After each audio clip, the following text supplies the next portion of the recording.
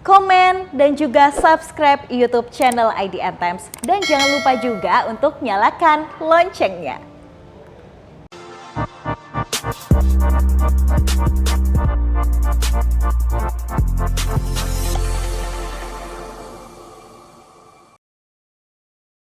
Halo Sobat Milenial, saya Santi Dewi, jurnalis dari IDN Times yang berbasis di Jakarta. Kita kembali di program Ngobrol Seru, di mana kami akan membahas mengenai topik-topik terkini dan yang menjadi sorotan publik selama 1 pekan terakhir. Nah, saat ini saya sedang berada di kantor Komisi Nasional Hak Asasi Manusia atau Komnas HAM untuk mendapatkan update penyidikan dari kematian Nofriansyah Yosua Huta Barat atau kerap di media disapa sebagai Brigadir J. Nah, memasuki hari ke-25, hingga saat ini kepolisian belum menetapkan satupun tersangka. Itu sebabnya mengapa publik terlihat gemas dan bertanya-tanya kok sampai sekarang belum ada tersangkanya. Lalu selain itu, pihak Komnas HAM terlibat secara terpisah, tidak menyatu dengan tim khusus bentukan dari Kapolri yang ikut menyelidiki dari luar tim khusus. Di samping saya sudah ada Komisioner Komnas HAM, Mas BK Ulung Hapsara, untuk memberikan informasi gimana sih update penyidikan kasus Brigadir J ini. Halo Mas BK, apa kabar? Baik Mbak Santi. Sehat-sehat Mas? Ya, sehat-sehat. Oke, ini aku langsung aja ya Mas, karena kan sorotannya lagi tajam banget nih Betul. ke kasus ini gitu. Tapi sebelum membahas inti soal kasus kematiannya itu sendiri, saya ingin ngasih konteks nih Mas BK. Sebenarnya porsinya Komnas HAM dalam pengusutan kematian Brigadir J ini sejauh apa dan mekanismenya yang dilakukan itu apa Mas? Ya, kalau kita merujuk pada Undang-Undang Nomor 39 Tahun 99 kan ada 2 hal yang bisa disampaikan dalam konteks penyelidikan peristiwa meninggalnya Brigadir J ini. Yang pertama, Komnas HAM memang diberi mandat untuk menciptakan suasana yang kondusif bagi pemulihan atau penghormatan, pemenuhan dan perlindungan hak asasi manusia. Itu yang pertama. Yang kedua, kemudian soal bagaimana memastikan hak atas keadilan dalam peristiwa ini bisa terpenuhi.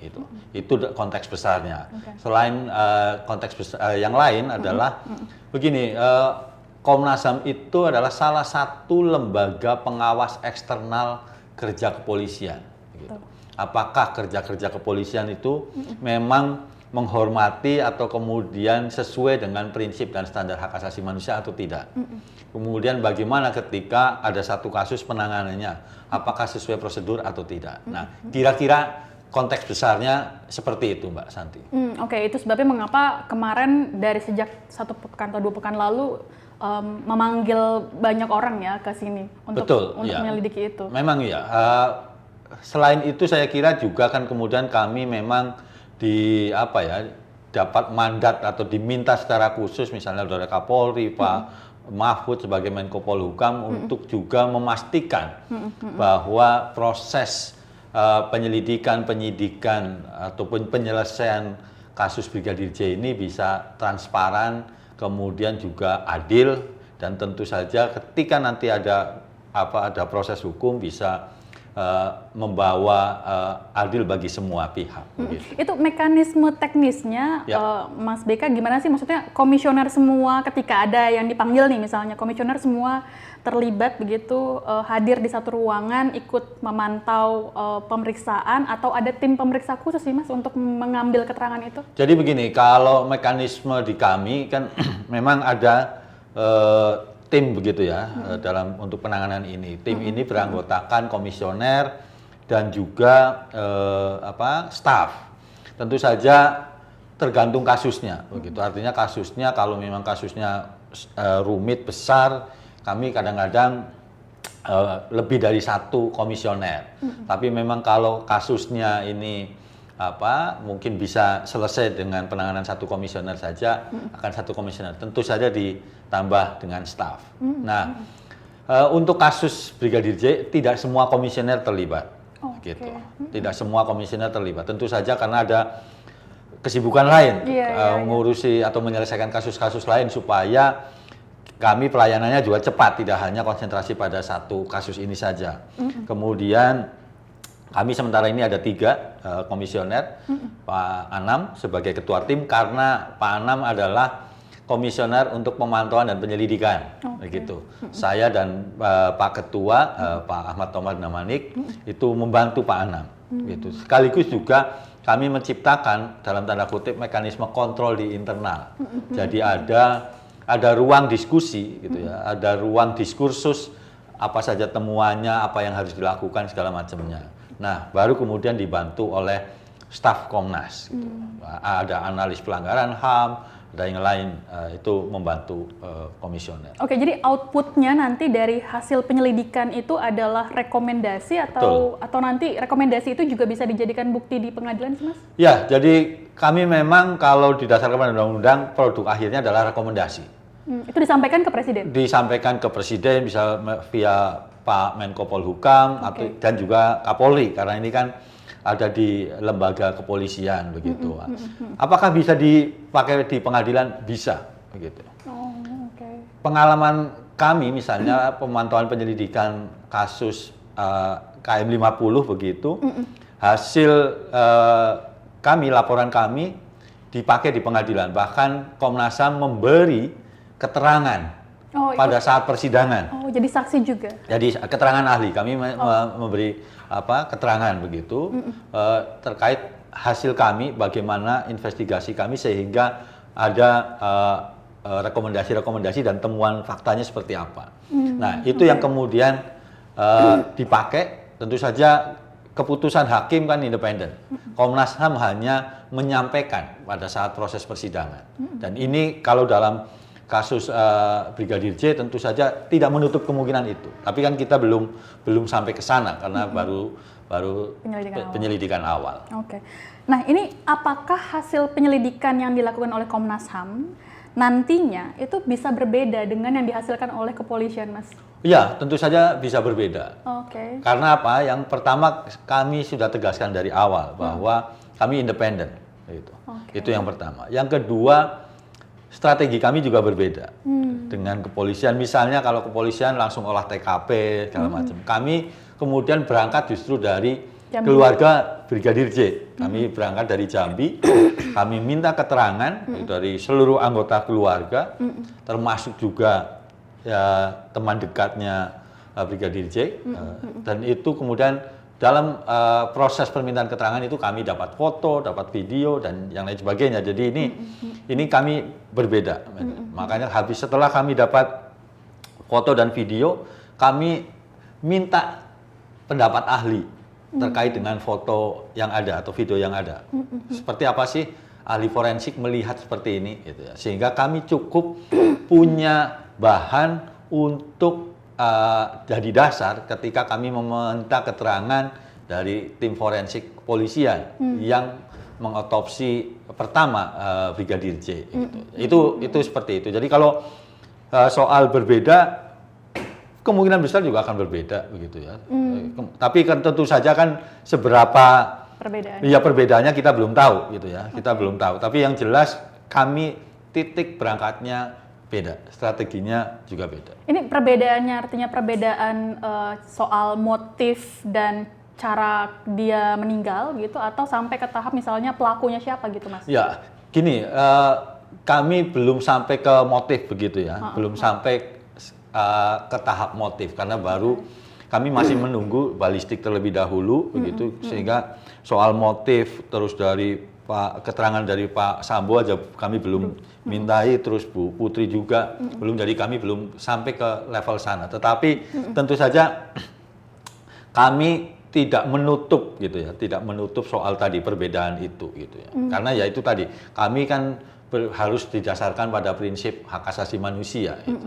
Itu yang jadi jendela atau kemudian frame kami begitulah. Kalau terjadi perbedaan hasil itu artinya ada indikasi rekayasa begitu yang dilakukan oleh instansi lain? Kami belum sampai ke sana. Ini kan beda lagi, artinya menentukan apakah rekayasa atau tidak kan juga kalau ukurnya berbeda. Tidak hanya sekedar analisa berdasarkan hasil, tapi kan harus ada indikator yang lain lagi begitu. Oke, kan kemarin Komnas HAM mengumumkan untuk menunda pemeriksaan terkait uji balistik dan senjata yang digunakan oleh Bayangkara II Richard Eliezer gitu, salah satu ajudan dari Pak Kadif Propam nonaktif gitu. Dan itu akan ditunda di hari Jumat. Yang ingin didalami apa Mas terkait dengan senjata dan uji balistik ini? Jadi memang benar ada penundaan karena tim dari Barreskrim begitu, tim forensik belum siap, masih sedang mendalami lagi begitu. Dan kami memberi waktu sekaligus juga meminta sebenarnya bahwa ketika Jumat itu sudah detail, begitu, sudah lebih detail. Nah, apa aja yang akan digali di hari Jumat? Yang pertama adalah soal jenis senjata yang digunakan. Gitu. Apa saja sih senjata yang ditemukan di TKP pada saat kejadian begitu? Jenisnya. Itu artinya harus membawa senjatanya ke sini? Ya, pengalaman-pengalaman kemarin ada memang. Artinya ketika KM50 ada senjata yang dibawa ke Komnas, ditunjukkan kepada Komnas. Itu yang pertama jenis senjatanya. Yang kedua soal peluru. Gitu. Soal peluru apa saja, berapa pelurunya gitu.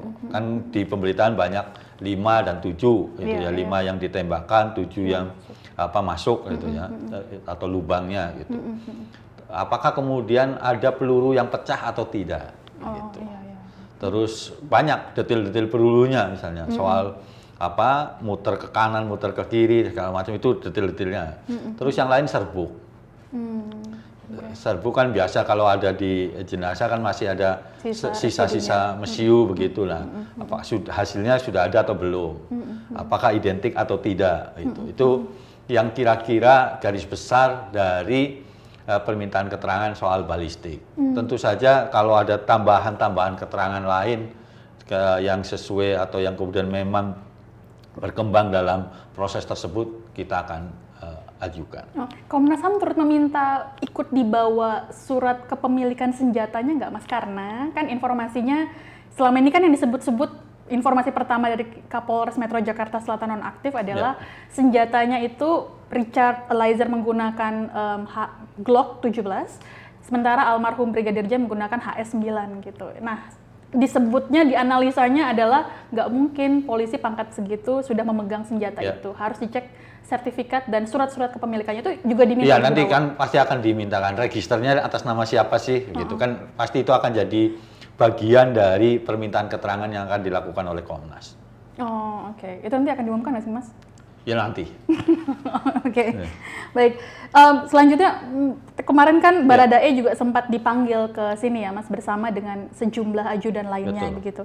Dan kepada pemeriksa, termasuk juga komisioner, mengakui bahwa dia memang melepaskan tembakan ke arah Brigadir J. Nah, ini pernyataannya sudah di cross check dengan saksi dan ajudan lainnya? Nah, ini yang kalau dengan ajudan lain sudah di cross check gitu. Hanya kami belum bisa menyampaikan kesimpulannya. Kenapa? Karena kami harus masih menunggu soal balistik ini gitu. Soal balistik ini. Ini kan kayak triangulasi saja gitu ya. Dua pihak ngomong, kan harus ada bukti atau yang ketiga ini yang harus memastikan benar tidaknya begitu. Nah, ini yang juga harus kami tunggu gitu ya. Supaya sinkron atau tidaknya itu didasarkan pada fakta-fakta penguat atau bukti-bukti penguat. Tapi ketika diperiksa itu yang bersangkutan mengaku menembak atau diberikan instruksi untuk menembak, Mas? Nanti aja. Belum bisa diungkap itu. Artinya bahwa ada tembak menembak itu iya. Bahwa kemudian Baradae mengaku menembak itu iya. Gitu. Hanya kemudian detail lainnya nanti setelah kami cross check pelan-pelan. Ini kayak apa ya? Kalau daging itu ya harus diiris pelan-pelan begitu supaya detail teksturnya itu kelihatan. Nah, pada titik itulah saya kira nanti ini kan sinkron atau tidaknya dengan keterangan ajudan lain, termasuk diverifikasi dengan lini masanya, waktunya begitu, segala macam. Ini kan butuh penapisan tersendiri begitu. Itu waktu pas diperiksa kan memang tidak didampingi pejabat tinggi kepolisian ya? Tidak. Apakah didampingi juga misal oleh psikolog begitu, Mas? Tidak. Jadi selama permintaan keterangan terhadap ajudan, ADC maupun juga asisten rumah tangga, mereka sendiri-sendiri berada di ruang terpisah begitu. Terus kemudian tidak didampingi oleh siapapun. Memang ada dari pengawas kepolisian, tapi itu ada di ruang lain. Hanya nunggu di luar ruang permintaan keterangan. Terus ada staf Komnas, ada komisioner Komnas juga, itu yang kemudian ikut meminta keterangan begitu. Dan itu setelah itu kami saat ini sedang mengecek begitu ya, apa saja jawabannya, responnya, terus kemudian sinkron tidaknya segala macam sebelum kemudian ditapis lagi dengan yang tadi balistik itu. Oke, Mas BK ikut terlibat langsung dalam pemeriksaan yang Baradae ini? Enggak, saya enggak ikut. Karena waktu itu ada acara lain begitu, tapi saya terlibat dalam permintaan keterangan ajudan lainnya. Karena dibagi-bagi juga, artinya begini, kan kadang-kadang ada tekanan tersendiri, misalnya 1-2 komisioner tiba-tiba begitu kan, ada. Kami juga memahami lebih baik memberikan ruang yang nyaman. Jadi tekanannya agak berkurang, tapi mereka bisa lebih detail bercerita dibandingkan kita memaksa segala macamnya gitu, malah kemudian tidak keluar semua. Iya. Tapi ekspresi Baradae ini ketika tiba di sini tuh setelah kejadian itu dan setelah disebut di berbagai media bahwa dia pelaku penembakannya itu, Mas BK bisa gambarkan nggak sih? Ya, ini pengamatan awam lah ya, karena kami tidak mendalami psikologi secara detail begini ya. Dia tenang lah gitu ya. Dia dalam kondisi tenang begitu, dan kemudian sesekali juga nyaman untuk ketika disapa, kemudian ditanya, karena ya kami ingin mencairkan suasana lah begitu, supaya yang bersangkutan ketika dimintai keterangan nantinya akan agak nyaman dan bebas begitu. Jawabannya teratur tuh Mas ketika ya teratur begitu ya, artinya ya tenang lah begitu ya, artinya mampu menceritakan. Ini kami dapat laporan dari staf dan dari teman-teman komisioner lain. Oke, karena informasinya khawatir bahwa ada yang mengarahkan untuk memberikan jawaban tertentu gitu ya. Kami tidak berani menyatakan bahwa ada arahan atau tidak, tetapi yang jelas metode kami dipisah-pisah gitu ya. Tidak ada kemudian kan juga lepas dalam pengertian pertanyaan-pertanyaan yang diberikan kan pertanyaan terbuka gitu. Nantinya ketika responnya itu begitu, kita bisa mengembangkan dari respon tersebut. Jadi kalau misalnya soal mengarahkan atau tidak, kami tidak sampai ke sana, tetapi yang jelas kami memastikan metodenya seperti itu aja. Artinya kalau memberikan keterangan yang tidak benar atau berbohong itu ketahuan ya Mas? Akan ketahuan lah, itu ya, akan ketahuan. Karena kalau dari sisi psikolog kan kebohongan ketika diulang-ulang kan tidak sama. Iya betul, akan memberikan jawaban yang berbeda. Akan jawaban berbeda-beda sampai detail-detail kan itu. Nah, itu pasti akan ketahuan, dan apalagi kami bisa kemudian memverifikasinya dengan keterangan dari ajudan lain, apakah sama tidak suasananya, misalnya bahkan dari Magelang seperti apa, terus kemudian di Jakarta suasananya seperti apa, itu kan kami bisa verifikasi di sana. Berdasarkan keterangan pers yang disampaikan oleh Mas Anam beberapa hari yang lalu terkait dengan pemeriksaan rekaman CCTV, itu kan ditunjukkan bahwa tidak ada ketegangan ketika kembali dari Magelang begitu ya. Itu CCTV yang diambil dari rumah pribadi. Ya, rumah pribadi, karena rumah dinasnya kan diklaim CCTV-nya rusak ya Mas. Lalu kemudian mereka bergeser ke rumah dinas setelah melakukan tes swab PCR dan terjadilah peristiwa itu gitu. Begitu cepat jeda waktunya begitu Mas. Itu apakah diperoleh informasi ketika pemeriksaan antar ajudan itu, mengapa situasinya bisa begitu cepat berubahnya begitu Mas? Dari yang tadinya usai mengantar dari Magelang ada canda tawa, lalu bergeser menjadi peristiwa yang mematikan begitu Mas? Iya, jadi begini, ada yang memang ajudan yang kami mintai keterangan tidak ada di lokasi. Gitu. Ada yang seperti itu. Ada yang ajudan itu belum diminta keterangan lagi? Sudah, waktu itu sudah. Artinya ketika kejadian tidak ada di lokasi. Gitu. Maksudnya itu. Terus kemudian ada yang memang saat kejadian di rumah saguling, gitu. Tidak di TKP. Gitu. Nah itu, jadi mereka ya kemudian ketika kami tanya yang di Saguling ya nggak ada peristiwa yang menonjol begitu yang membuat eskalasinya menjadi cepat sekali gitu ya. Ya nggak, ya normal saja. Ada yang karena baru pulang dari luar kota bawa tas bekal-bekal begitu diturunkan, dimasukin ke di rumah begitu ya. Terus ada adegan tes PCR segala macam, ya biasa saja. Tapi memang untuk kemudian sampai memastikan apa yang sedang terjadi, ini yang kami sedang kembangkan begitu. Artinya kan kami sudah mulai fokus nih di kejadian di TKP-nya seperti apa begitu. Sehingga kami baru memeriksa, kan belum memeriksa Pak Sambo, belum memeriksa Bu Putri begitu. Jadi sementara ini kami bisa menceritakan soal yang di rumah Saguling begitu ya. Artinya di rumah pribadi yang PCR itu, kemudian Brigadir J juga ada, Barade E juga ada, itu siapa saja yang PCR, kayak gitu-gitu mulai tergambar detail gitu. Hanya yang di TKP yang belum, gitu. Di TKP yang belum. Kenapa belum cukup untuk disampaikan atau kemudian diperoleh detail-detailnya ya karena baru meriksa 1 orang misalnya, terus yang lain belum. Pak Sambo seperti apa, Bu Putri seperti apa, nah, ini yang harus kami konfirmasi. Yang disebut ajudan lain yang tidak hadir ketika di Komnas HAM karena sedang keluar kota, yang Brigadir D itu, ya, akhirnya berhasil ditangkap? Kami minta keterangan. Oke. Sudah. Dan dia ada di lokasi di TKP berarti ya Mas? Tidak. Oh dia tidak di Iya. TKP? Ah. Oh oke. Salah satu metode juga yang digunakan oleh Komnas HAM untuk mengetahui siapa saja yang ada di TKP itu adalah menggunakan metode seldam. Ya.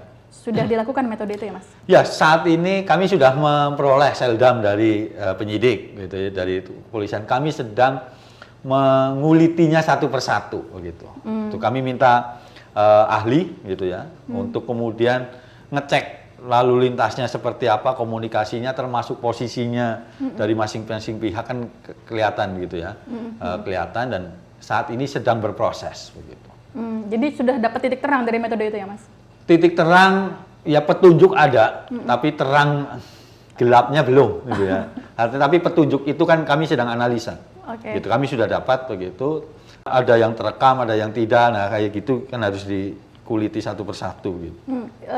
Berapa banyak nomor telepon yang terindikasi di TKP, Mas? Banyak sekali.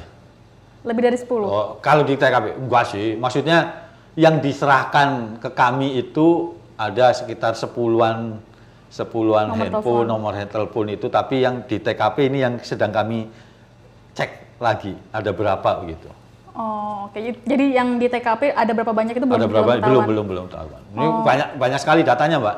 Termasuk yang kemarin ramai begitu kan, yang katanya dilipat. Itu memang berisi nomor telepon begitu. Jadi kami harus menjaga sebenarnya data pribadi, begitulah. Kan itu juga yang kita perjuangkan selama ini kan, perlindungan data pribadi. Jangan sampai kemudian ketika ada nomor atau hak privat itu terekspos dan kemudian disalahgunakan, kita juga yang bersalah kan kita. Selain kemudian di atasnya kan ada jaring-jaring begitu, jaring-jaring komunikasi. Kalau yang sering di sosial media pasti tahu begitu, bagaimana pola komunikasi, siapa yang jadi center of gravity-nya dari komunikasi itu, siapa yang paling banyak nelpon, karena kan kelihatan dari jaring-jaring itu. Sebenarnya waktu pas pemberian keterangan pers itu ya, Mas BK, itu memang Mas Anam tuh pengen nunjukin ya, ini loh, dengan membawa materi yang sifatnya dalam bentuk penyelidikan itu ya? Iya, jadi begini, ini loh yang sudah kami dapat dari penyidik, begitu. Jadi memang sengaja ingin, karena bersikap transparan mau nunjukin itu? Iya, itu menunjukin itu. Cuma nggak nyadar kalau ternyata di bagian sebelah kanan itu ada nomor telepon? Ada nomor telepon, makanya dilipat begitu. Itu nggak ada kemudian kami menyembunyikan sesuatu. Ya kami menyembunyikan iya, tapi menyembunyikan nomor telepon. Gitu. Bukan nama, apalagi sudah ada nama-nama yang terlibat, nggak ada itu. Itu kan seldam ya memang data soal komunikasi gitu. Ada pesannya apa saja gitu, itu seperti itu. Nggak ada yang sesuatu yang sampai mengarahkan ini ada nomornya tersangka, nomor yang terlibat. Bahkan itu sampai terlalu jauh. Tuduhan katanya Komnas HAM bekerja untuk kepolisian. tuduhan itu kami hormati. Oke. Gitu. Artinya sekarang ini semua orang kan bebas berekspresi. Iya, Gitu. iya. Mau berpendapat mendukung Komnas, mau kontra Komnas, mau mengutuk Komnas, silakan saja. Gitu. Tapi kami sampaikan tentu saja ada data dan faktanya. Gitu. Tidak sembarangan untuk menyampaikan bahwa dianggap juru bicaranya kepolisian, ya kita nggak tahu juga apa indikator Komnas HAM dianggap juru bicaranya kepolisian begitu ya, karena kami tadi metode kerjanya sendiri berbeda gitu. Itu seperti itu, dan itu sudah, Komnas kan bukan lembaga yang baru begitu ya, ini dari tahun 93 begitu sudah ada, dan metode kerjanya semakin hari semakin baik, diperbaiki di internal, termasuk juga tentu saja dukungan masyarakat.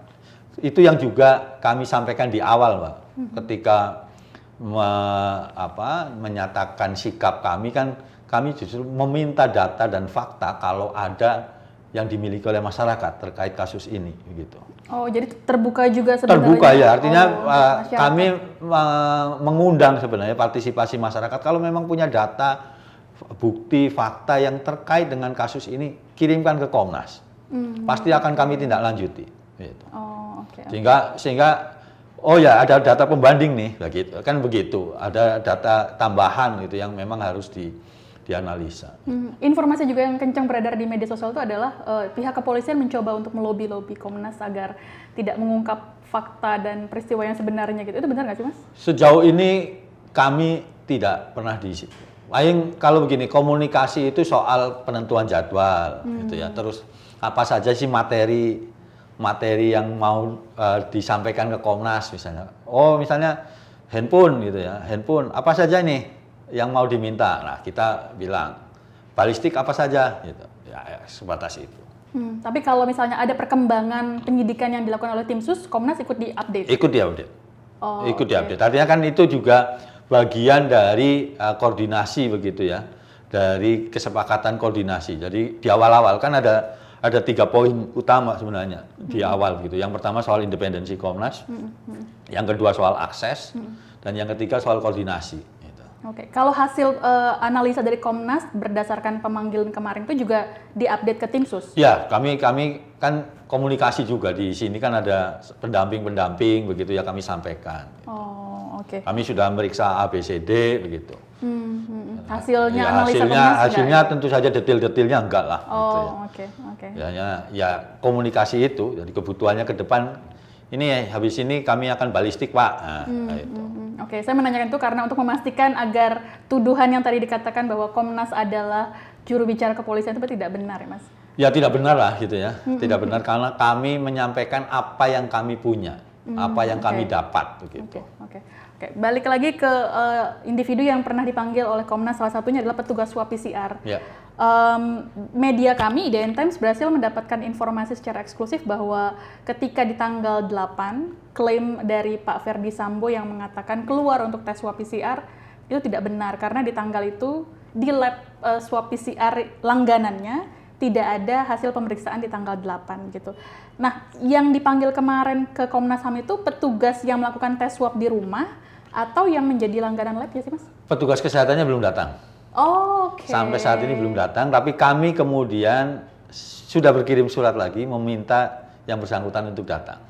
Oh. Itu. Jadi kami untuk yang soal PCR itu kami belum bisa memastikan, yang soal Pak Ferdi Sambo tadi kami belum bisa memastikan karena kami menjadwalkan lagi permintaan keterangan kepada petugas kesehatan yang melakukan PCR itu. Kapan dijadwalkan ulangnya, Mas? Seharusnya minggu ini. Oh. Seharusnya minggu ini, tapi kami belum, saya belum konfirmasi kapan bisanya. Gitu. Tidak datangnya ada kejelasan alasannya apa? Belum ada. Oh. Belum ada keterangan. Gitu. Oke, baik. Kemudian pendalaman terkait soal alat komunikasi dan CCTV Ya. di kediaman dinas Pak Ferdi Sambo itu kan dikatakan mati ya, tanggal 8 Juli. Itu sudah didalami apakah betul CCTV rusak karena disambar petir atau sengaja dirusak? Kami mau meminta ahli Oke. untuk memastikan itu. Oke. Karena kemarin saya mendengar ada ahli yang bicara bilang bahwa itu data-datanya masih bisa ditarik begitu. Nah, ini kami sedang mencoba mendalami itu apakah benar bahwa data-data tersebut masih bisa ditarik atau tidak begitu. Itu tapi termasuk yang dibawa kemarin oleh tim Puslap 4? Kami mendapatkannya 20 video. Jadi ini kan tentu saja kalau yang video yang bisa aja gitu. Oh, maksudnya decodernya itu tidak dibawa, yang decoder di rumah dinas itu tidak ada? Belum. Oh, oke. Baik. Terus kemudian juga sempat ada cerita nih Mas bahwa penyidik di Puslap 4 itu mencoba untuk membuka ponsel dari almarhum Brigadir J sehingga akhirnya terkunci dan harus meminta bantuan langsung ke kantor Apple. Itu benar nggak sih Mas? Saya belum tahu soal itu. Jadi kami karena apa? Karena banyak sekali cerita yang ada begitu sekarang ini gitu ya. Jadi kami bekerjanya memang mungkin dirasa pelan begitu ya, tapi karena kasus ini menarik perhatian banyak orang gitu ya. Cerita dan analisa sudah sedemikian rupa banyak berkembang di masyarakat, tapi dalam pengungkapan data dan fakta kan tidak secepat itu. Makanya saya kadang-kadang sering bilang ini bukan hanya di kasus ini ya, kecepatan analisa Indonesia ini, penduduk di Indonesia ini kayak kecepatan cahaya gitu. Kayak kecepatan cahaya, sementara mengungkap data dan fakta ini kan harus pelan karena detailnya sangat banyak. Ya, itu saya kira yang penting juga untuk disampaikan.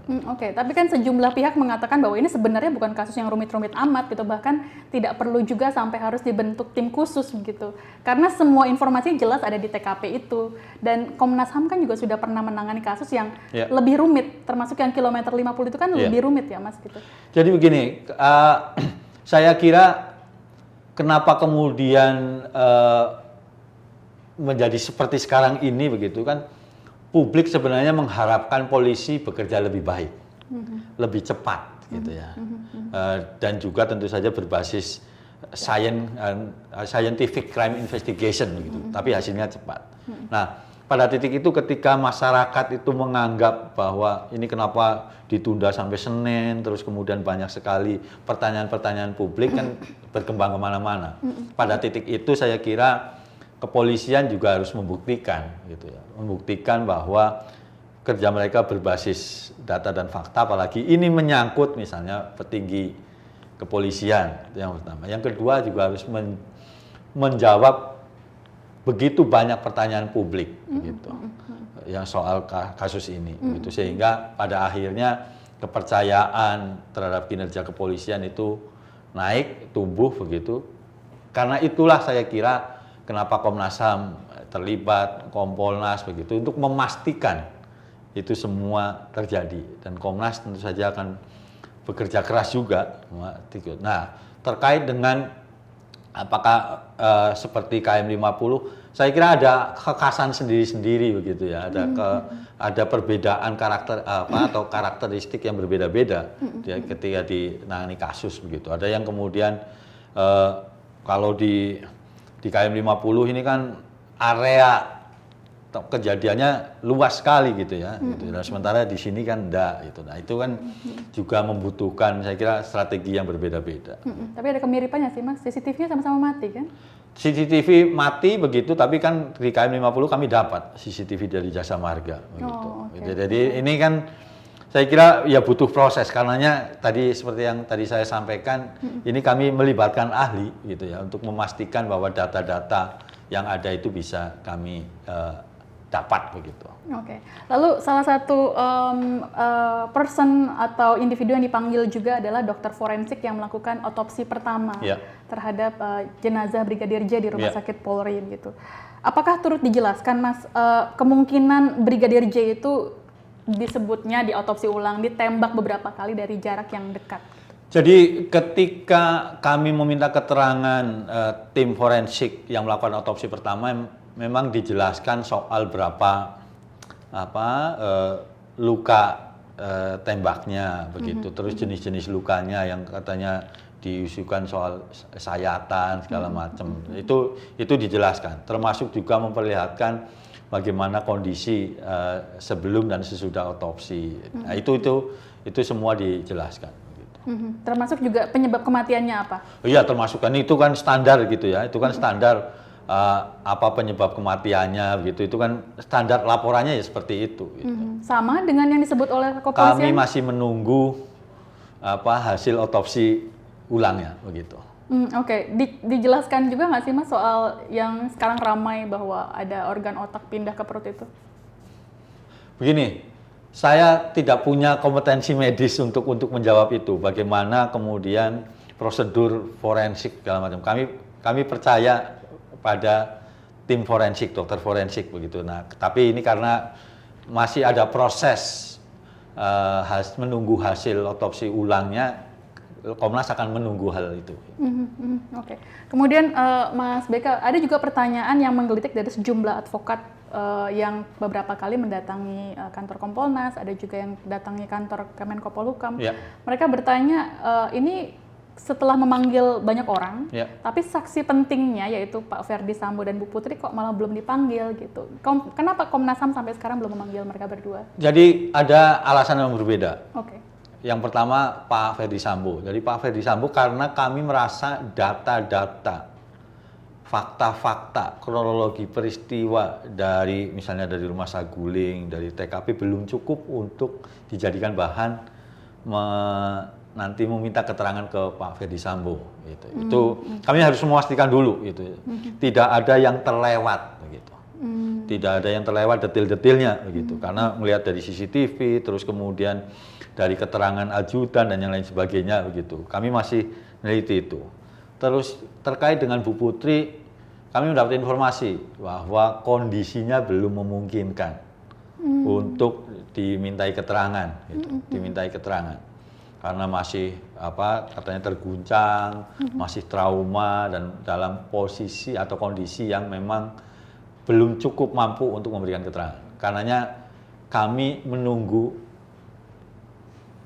kondisinya cukup kuat untuk memberikan keterangan. Itu ada batas waktunya nggak sih Mas? Ditunggu sampai kapan gitu? Ya kami tergantung asesmen ini, gitu ya. Artinya kan ada teman-teman begitu ya. Kami sudah di internal sudah mendiskusikan soal strategi bagaimana meminta keterangannya. Tentu saja soal waktu begini ya. Semoga trauma ini kan agak berbeda begitu ya penanganannya gitu. Kadang-kadang traumanya hilang begitu, ada yang tiba-tiba muncul. Nah, pada titik itu kan kita membutuhkan ahli-ahli psikolog begitu, ahli-ahli psikologi gitu untuk bisa menilai, dan itu yang akan kami mintai. Tapi penting nggak keterangan Bu Putri itu? Saya kira penting sekali begitu ya, penting sekali. Ini kan salah satu kuncinya kan ada di Bu Putri begitu, karena beliau yang ada di TKP begitu, sehingga keterangan itu menjadi sangat penting. Oke. Apakah Komnas HAM juga berkepentingan untuk mengklarifikasi betul tidak terjadi tindak asusila di situ? Kami akan menanyakan seluruh detailnya. Okay. Akan menanyakan seluruh detail-detail apa saja yang akan kami mintakan dari Bu Putri, informasinya, gitu ya. Oke. Kemudian Mas Beka, ini kan hari Jumat akan melakukan pemeriksaan terhadap uji balistik dan senjata yang digunakan oleh Baradae. Tahapan selanjutnya apa? Apakah juga akan berkunjung ke TKP nanti? Ya, pastinya. Oke. Ya, jadi kami ini nunggu permintaan keterangan terkait uji balistik hari Jumat, terus kemudian juga kait handphone dan handphone ya, terutama kan masih ada beberapa yang masih dianalisa oleh tim penyidik, sehingga kami juga akan minta keterangan. Terus ke TKP pastinya, terus ada juga soal tenaga kesehatan yang belum datang. Dan juga nanti keterangan dari Pak Ferdi Sambo dan Bu Putri. Hasil otopsi ulangnya juga ditunggu? Kami tunggu pastinya. Kami pastinya akan menunggu. Saya kira itu kan bisa jadi gong begitu ya. Jadi gong untuk menjawab seluruh pertanyaan publik begitu. Apalagi Pak Mahfud, Kapolri sudah menyampaikan bahwa itu bisa dibuka ke publik begitu. Jadi saya kira terang benderangnya itu di situ, dan kita Komnas HAM sangat berkepentingan untuk menunggu hasil otopsi ulang tersebut. Oke, Mas Beka, ini kan sebelum final decision-nya gitu, kesimpulan akhirnya, publik seolah-olah sudah memvonis bahwa ini pasti penyebabnya Brigadir J meninggal karena ini gitu. Kalau ternyata hasil penyelidikannya baik oleh Komnas HAM atau kepolisian berbeda 180 derajat, itu menyampaikan ke publiknya gimana tuh Mas? Dan dituduh apa rekayasa lagi? Saya kira begini, Komnas tidak berpikir ke sana sebenarnya. Artinya bahwa opini partisipasi publik penting begitu ya. Dan itu sangat dihargai dan dihormati oleh Komnas. Karena itu bentuk kebebasan berpendapat, berekspresi. Tapi kami kerjakan berdasarkan data dan fakta. Itu yang akan kami sampaikan.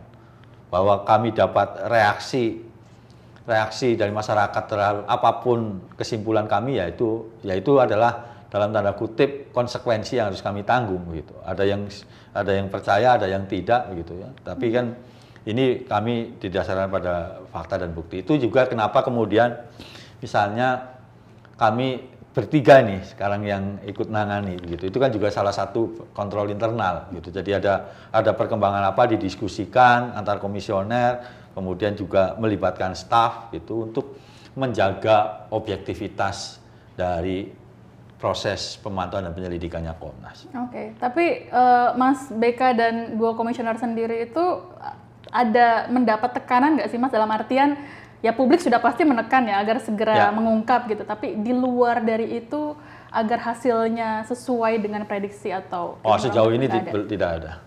Sejauh ini tidak ada, paling ya kadang-kadang hilang sinyal begitu, susah komunikasi, tapi kan itu mungkin karena sedang ada gangguan di provider atau apa, tapi itu biasa aja lah. Tapi tidak ada tekanan harus A, B, C, D, nggak ada. Gitu. Nggak di kontak nomor-nomor asing gitu nggak? Nggak ada, paling mungkin ini tagihan rumah gitu mungkin ya, tapi itu kadang-kadang kan tidak tersimpan gitu ya, tapi soal tekanan nggak ada. Oke. Ini pertanyaanku nih, yang terakhir Mas BK. Komnas HAM itu dikritik oleh DPR ya kemarin kan, karena dianggap overexpose informasi yang sebenarnya sifatnya sementara, begitu. Dan diminta untuk fokus saja kepada kesimpulan akhir sebenarnya ada atau tidak pelanggaran HAM dalam peristiwa kematian Brigadir J begitu. Kalau menurut pandangan Mas BK, apakah yang disampaikan selama ini overexpose? Sebenarnya begini, tentu saja kami berterima kasih atas saran dan masukan dari pimpinan DPR, anggota DPR dan pihak lain gitu. Itu kami evaluasi betul di internal kami begitu. Apakah bagaimana perbaikannya ke depan. Tapi yang lain adalah sisi yang lain ini kami kan juga punya prinsip misalnya independen, transparan dan akuntabel gitu. Dalam kerangka itu sebenarnya kami menyampaikan perkembangan itu. Jadi misalnya soal apa proses yang kami lakukan hari ini, siapa saja yang kami mintakan gitu. Bahwa ada hal-hal yang kami sampaikan, tapi kami juga menyampaikan bahwa ini harus diklarifikasi dengan pihak lain misalnya, dengan ahli, dengan saksi lain dan yang lain sebagainya. Ini saya kira ini bentuk transparansi dan akuntabilitas dari lembaga Komnas begitu, dan itu saya kira penting juga supaya masyarakat tahu perkembangannya, bahwa respon pro kontra ya itu ya biasa lah, wajar begitu. Aku nambah satu pertanyaan lagi Mas. Kalau Komnas HAM itu punya timeline kira-kira ini kapan akan mencapai ke kesimpulan akhirnya nanti? Jadi kalau berkaca pada pengalaman misalnya KM 50 begitu ya, berkaca pada KM 50, kejadiannya di awal Desember begitu, kami mengumumkan di akhir Januari kira-kira. Jadi itu kan ada rentang waktu 2 bulan gitu ya. Ada rentang waktu 2 bulan, dan ya kami memastikan bahwa kami kerja cepat begitu, tapi ada satu hal yang juga harus kita tunggu bersama-sama, soal hasil otopsi ulang dari dokter, dan kami tidak bisa intervensi apakah minta dipercepat atau diperlambat, kami menunggu itu. Artinya penyelidikan dilakukan oleh Komnas HAM ini harus titik akhirnya atau timeline akhirnya itu bersamaan dengan dilakukan oleh kepolisian? Enggak juga. Gitu. Enggak harus, tapi ini ada apa ya? Satu milestone lah ya, yang milestone yang penting yaitu soal tadi hasil otopsi ulang itu. Karena kan ini juga satu permintaan keluarga begitu, dan kemudian dilakukan oleh tim gabungan independen dari berbagai ahli forensik di Indonesia begitu, dan saya kira juga akan menjawab pertanyaan-pertanyaan publik yang sangat banyak gitu. Oke, baik. Mas Beka, terima kasih atas waktunya untuk IDN Times. Sama-sama Mbak Santi. Sehat-sehat terus Mas Beka. Sehat terus. Oke, itu dia tadi Sobat Milenial obrolan saya dengan Mas Beka Ulung Hapsara, Komisioner untuk Komnas HAM yang terlibat langsung dalam penyelidikan kematian Brigadir J. Saya Santi Dewi pamit dan jangan lupa untuk menyaksikan tayangan ini di semua platform media sosial IDN Times. Saya Santi Dewi sekali lagi pamit dan Mas Beka juga. I'll see you on the next episode. Salam sehat, bye-bye.